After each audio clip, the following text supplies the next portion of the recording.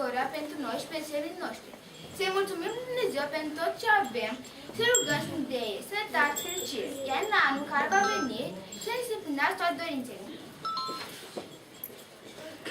Auziți, recolindătorii cancerași, micuți ușori, ei vin acum la ceas de noapte să ne ureze sănătate.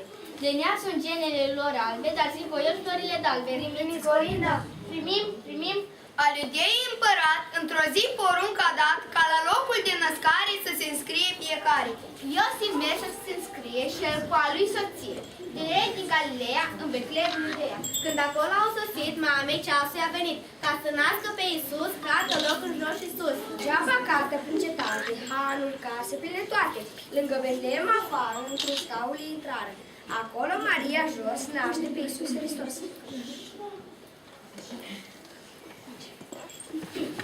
Orice veste minunată în Betlehem mi se arată. Astăzi s-a născut cel fără de început, cum au spus prorocii. Astăzi s-a născut cel fără de început, cum au spus prorocii. Că la Betlehem Maria săvârșind călătoria, într-un mic sălaș lângă acel oraș a născut pe Mesia. Într-un mic sălaș lângă acel oraș a născut pe Mesia, pe Fiul cel din vecie, ce la trimița dă-n mie, să se nască și să crească, să ne mântuiască. Să se nască și să crească, să ne mântuiască. După aceea l-a înfășat și în brațe l-a culcat. Pe un deal păstorii ședeau, noaptea oile își păzeau, și când stau de slavă, iată, ca un înger li se arată. Fața lui când o zăresc, îi de spaimă încremenesc. Nu vă spăimântați, vă vestesc o bucurie, veselați tot omul fie. Jos la staul coborâți și e nestră să găsiți pruncă scute ce înfășat e Iisus cel așteptat. Astfel îngerul spunând, îngeri alții vin pe rând, ca o întreagă oaste sfântă zboară prin văzut și cântă. Slavă celui sfânt, vouă pace pe pământ. Iar când îngerii plecară, cei de lângă ei strigară: Haideți toți să vedem, nu puneți să vedem. Trei păstori se întâlniră, trei păstori se întâlniră, raza soarelui, floarea soarelui, și așa se sfătuiră. Haideți, fraților, să mergem, haideți, fraților, să mergem, raza soarelui, floarea soarelui, zoricele să culegem și să facem o cunună, și să facem o cunună.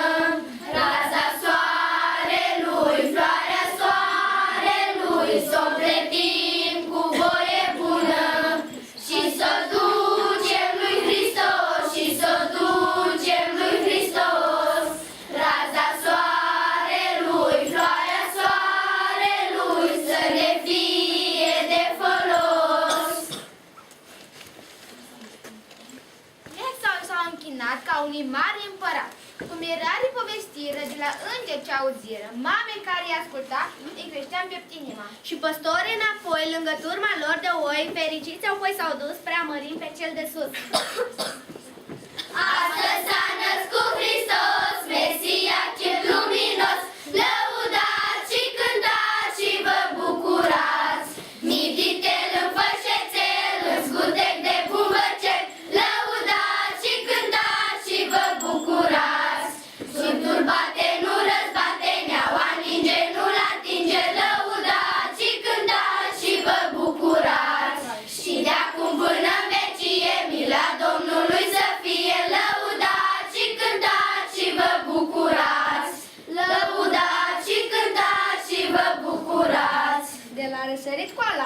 Odată că au venit 3 crai, în Ierusalim intrară tot orașul colindară.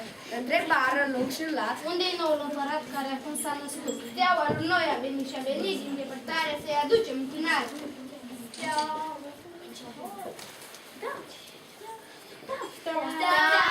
Sus răsare ca o taină mare, steaua strălucește și lumii vestește că astăzi curata, prea nevinovata, Fecioara Maria naște pe Mesia. Magii cum zăriră steaua și porniră, mergând după rază, pe Hristos să-L vază.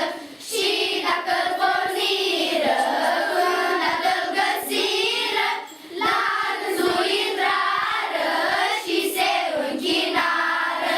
Cu daruri vestite, lui Hristos menite, luând fiecare bucurie mare.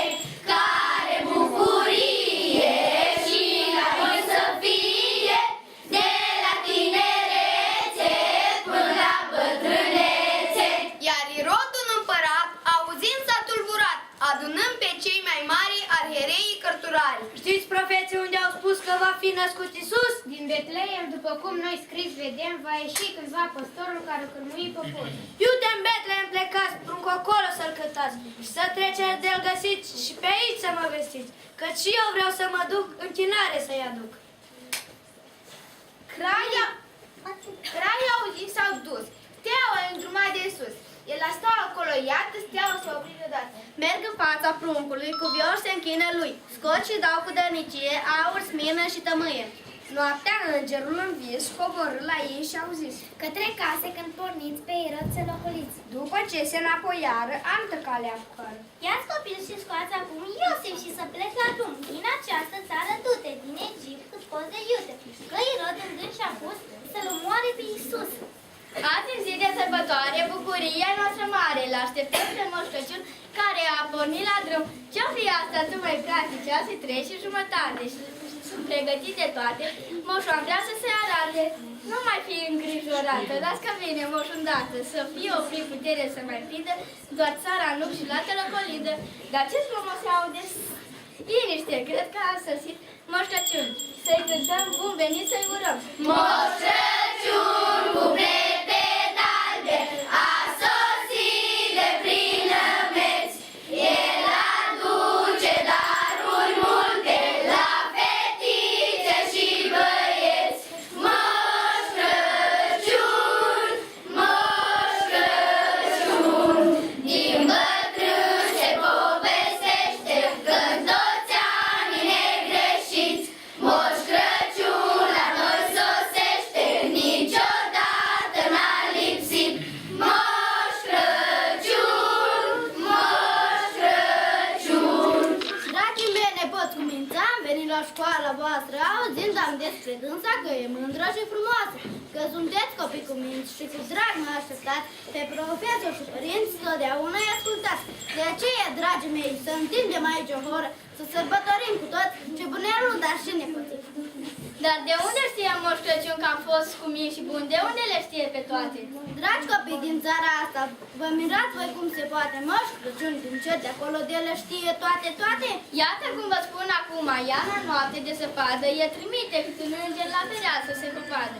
Îngerii se uită în casă, văd și spune armoșoare, colo în cer la el întindă pe genunchi o carte mare. Cu condei de argintă scrie ce copil și ce purtare și de acolo moșul știe că este nevoie mare.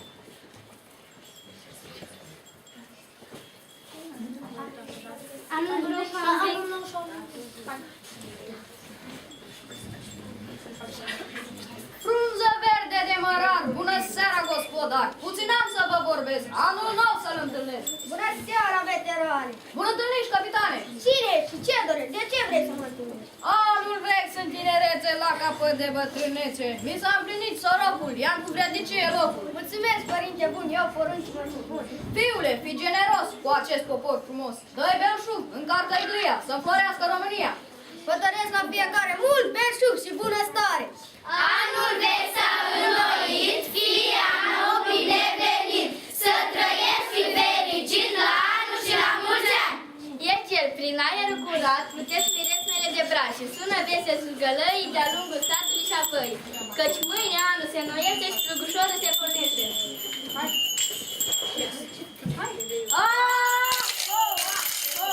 Chiar al Vasile Sfântul și mi-a luat cățul la gând și mi-a dus la fereastră chiar aici la dumneavoastră și am venit pe căciulă să vă spun că urât.